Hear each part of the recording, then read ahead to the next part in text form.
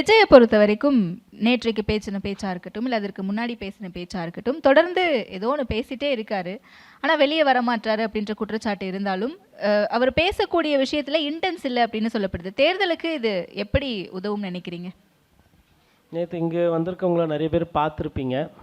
எத்தனை பேருக்கு படம் பார்த்த ஒரு சந்தோஷம் இருந்தது தெரிஞ்சுக்கலாமா? அரசியல் நிகழ்ச்சி பார்த்த மாதிரி. ஏன்னா அது ஒரு கலந்துரையாடல் மாதிரி இருந்தால் இன்னும் கொஞ்சம் நல்லா இருக்குன்ற மாதிரி நான் நினைக்கிறேன். நிறைய பேர் பார்த்தீங்களா? நேற்று பார்த்தீங்களா? எப்படி பிடிச்சிருந்ததா? பிடிக்கலையா? இல்லை, எனக்கு தெரிஞ்சுக்கிறதுக்கு எனக்கும் இது ஒரு வாய்ப்பு. ஒரு யங் க்ரௌட் கிட்ட, இன்ஃபர்மேட்டிவாக இருக்குது க்ரௌட் கிட்ட. மேபி நீங்கள் அப்படியே கூட கை தூக்கலாம். பிடிக்கலையா? இல்லை, கருத்து சொல்ல விரும்பலை. ஓகே. இல்லை, ஐஏஎஸ் ஆஃபீஸர்ஸாக ஆக போகிறாங்க, கொஞ்சம் கூச்ச சுபாவம் இருக்கும், டிப்ளமேட்டிக்காக இருப்பாங்க. சரி, எனக்கு தெரிஞ்சதை நான் சொல்கிறேன், நான் புரிஞ்சதை நான் சொல்கிறேன். இப்போ என்னென்னா, நாளைக்கு இன்றைக்கி கை தூக்கிட்டாங்கன்னா அது சிக்கல். ஏன் அவங்க கை தூக்கலன்னு சொல்கிறது? நாளைக்கு ஒருவேளை விஜய் சார் சிஎம் ஆகிட்டாருன்னா இவங்களை கட் பண்ணி இதோ தெரிகிறதா இவர் தான் அந்த அதிகாரி அப்படின்ட்டு யாருன்னா நாளை பின்ன சோஷியல் மீடியாவில் போடுவாங்க. அதனால் உஷாராக தான் இருக்கிறாங்க. பட் எனக்கு அது மாதிரி பிரச்சனைலாம் இல்லை.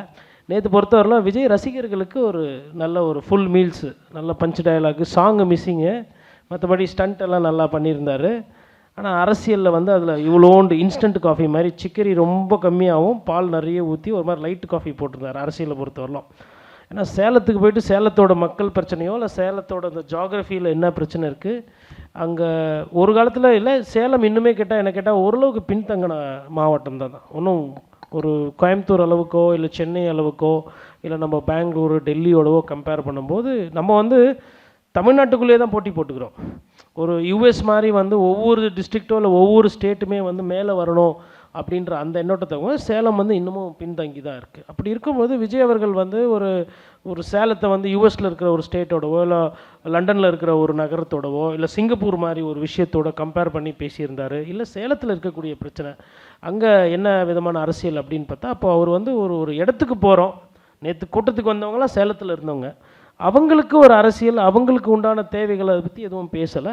வழக்கமாக ஒரு படம்னு எடுத்தால் ஒரு வில்லன் இருப்பார், ஒரு நடிகர் இருப்பார். நடிகர் அவர் ஹீரோ, வில்லன் வந்து முதல்வர் ஸ்டாலின். இவர் இது அது இதுன்னு சொல்லிட்டு ஒரு அழகாக ஒரு 30 நிமிஷத்துக்கு ஒரு நல்ல ஒரு கொரியோகிராஃபி பண்ணிவிட்டு கிளம்பிட்டார்.